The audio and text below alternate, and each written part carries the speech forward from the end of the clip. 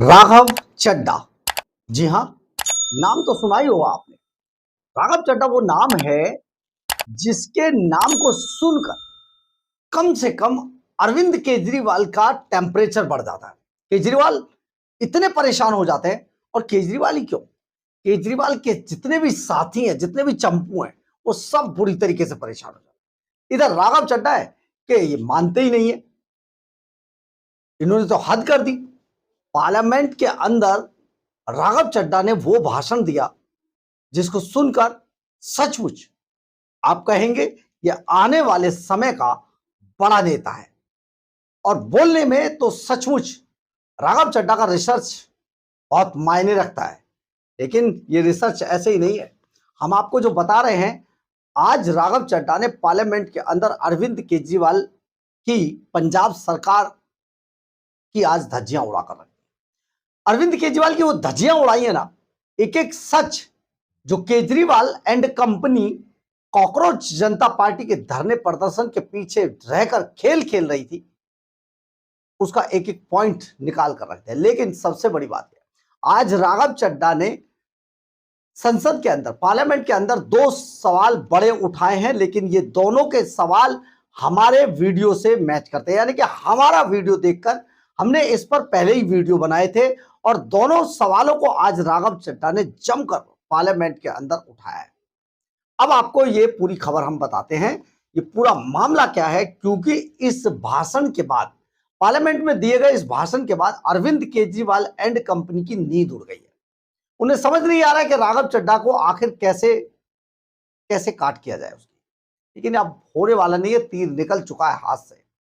नमस्कार, मैं हूं कुमार गजेंद्र, जनपद ऑन द स्पॉट में आपका स्वागत है। हमारे एक दूसरे social media platform podcast with Kumar Gajendra में भी आपका स्वागत है, जहां आप हमें सुन सकते हैं।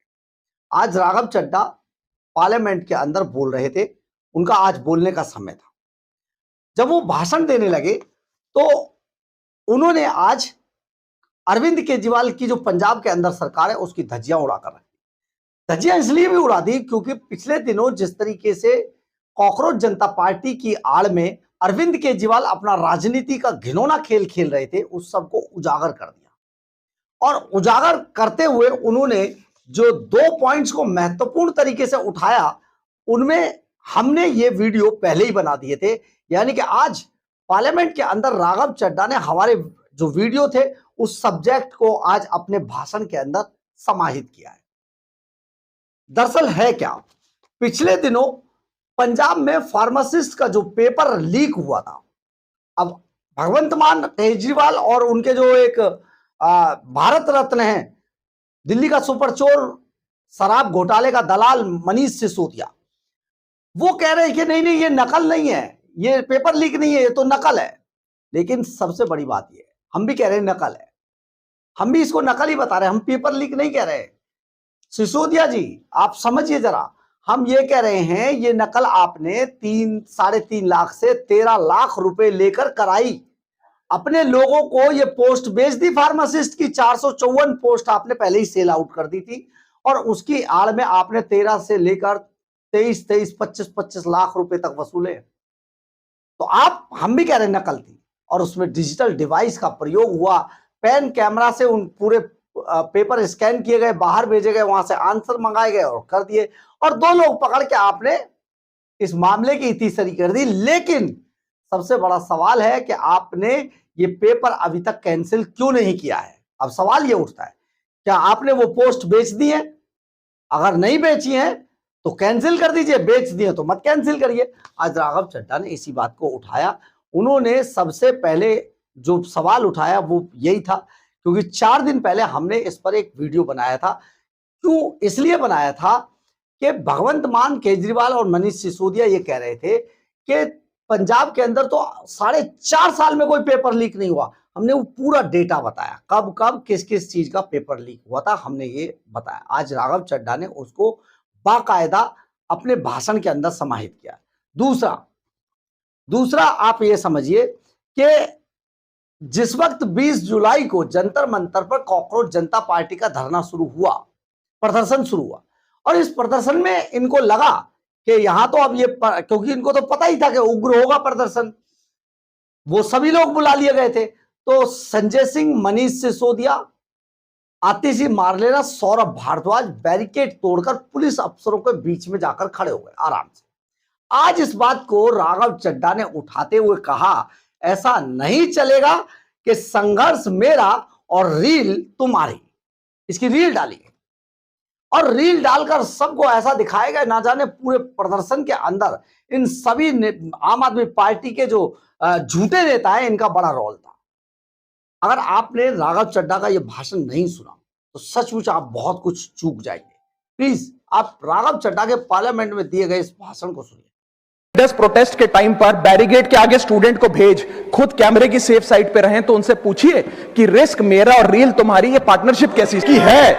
तो सर ऑपोजिशन रूल्ड स्टेट का पेपर लीक एक लोकल इंसिडेंट कैसे हो सकता है? सर स्टूडेंट में तो फर्क नहीं होता। अगर नीट के स्टूडेंट्स का पेन जेन्युइन है, जो कि जेन्युइन है, तो सर पंजाब के फार्मेसी एग्जाम के स्टूडेंट्स का और कर्नाटक के एसएलसी एग्जाम के स्टूडेंट्स का पेन भी जेन्युइन है। स्टूडेंट का पेन पार्टी देखकर चेंज नहीं होता और ठीक उसी तरह रिफॉर्म और अकाउंटेबिलिटी भी पार्टी देखकर चेंज नहीं हो सकती। सर अब स्टूडेंट्स के बारे में कुछ कहना चाहता हूं। सर देयर वॉइस मैटर्स, उनकी मांगे जायज हैं। सर स्टूडेंट्स द्वारा प्रोटेस्ट करना, सवाल पूछना, डिमांड रेस करना, कोर्ट जाना, पीसफुल मार्च निकालना, ये सब उनका संवैधानिक अधिकार है और ये करना भी चाहिए।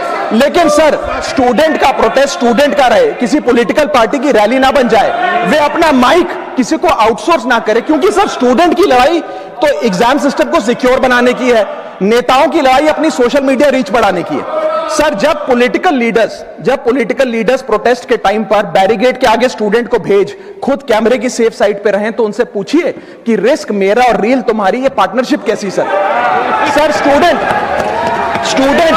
स्टूडेंट का मूवमेंट स्टूडेंट के फ्यूचर के लिए है, किसी फ्लॉप पॉलिटिकल पार्टी के कमबैक के लिए नहीं है सर। और जो पॉलिटिकल